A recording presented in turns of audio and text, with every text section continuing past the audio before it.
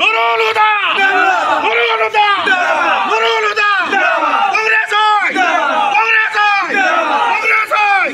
কংগ্ৰেস হয় পঞ্চায়ত নিৰ্বাচনক লৈ সমগ্ৰ ৰাজ্যতে বলিছে গৰম বতাহ পঞ্চায়ত নিৰ্বাচনক লৈ প্ৰতিটো ৰাজনৈতিক দলৰ তুংগত উঠিছে নিৰ্বাচনী প্ৰচাৰ নিশা পূৰ্বৰ কলিয়াবৰ সমষ্টিৰ নতুনকৈ অন্তৰ্ভুক্ত হোৱা বৰকুলি গাঁও পঞ্চায়তৰ অন্তৰ্গত বিভিন্ন ৱাৰ্ডত ৰূপৈহাট সমষ্টিৰ বিধায়ক নুৰুল হুদাৰ প্ৰচাৰ প্ৰাৰ্থীয়ে ৰাইজৰ সঁহাৰি আৰু সমৰ্থনত উৎকণ্ঠা বৃদ্ধি পাইছে ভোটাৰ ৰাইজৰ মাজত বিধায়ক নুৰুল হুদাৰ উপস্থিতিত বহু সংখ্যক লোকে অগপ দল ত্যাগ কৰি কংগ্ৰেছ দলত যোগদান কৰে ৰূপৈহাট সমষ্টিৰ অন্তৰ্গত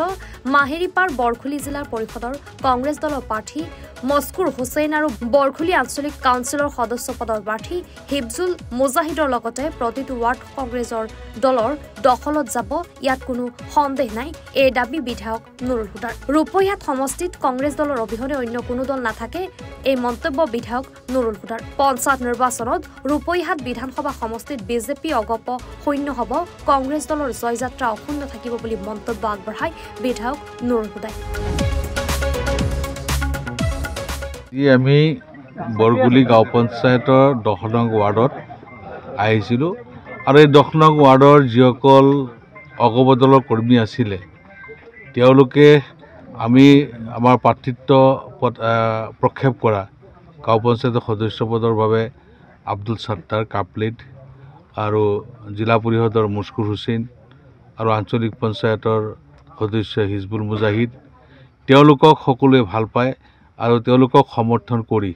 আজি ভাৰতীয় জাতীয় কংগ্ৰেছ দলত অগপ দলৰ বহু সংখ্যক লোকে আজি যোগদান কৰিছে মই তেওঁলোকক ধন্যবাদ আৰু কৃতজ্ঞতা জ্ঞাপন কৰিছোঁ যে তেওঁলোকৰ যোগদানে আমাৰ কংগ্ৰেছৰ শক্তি আৰু অধিক শক্তিশালী হৈছে আৰু আগন্তুক দিনত ইয়াত কংগ্ৰেছ অবিহনে আৰু অন্য কোনো দল নাথাকিব বুলি আমাৰ বিশ্বাস গতিকে তেওঁলোকৰ ওপৰত ভৰসা কৰি পৰম কৰুণাময় আল্লাহৰ ওচৰত ভৰসা কৰি আজি আমি ক'ব পাৰোঁ যে বৰগুলি গাঁও পঞ্চায়তৰ 10টা ৱাৰ্ড আঞ্চলিক সদস্য জিলা পৰিষদৰ সদস্য বিপুল ভোটত জয়যুক্ত হ'ব এবাৰ ৰূপহী কংগ্ৰেছৰ ফলাফল কি হ'ব পঞ্চায়তত কি বুলি ভাবে ৰূপহী বিধানসভা সমষ্টিত অন্য দল শূন্য হ'ব কংগ্ৰেছৰ জয়যাত্ৰা অক্ষুণ্ণ থাকিব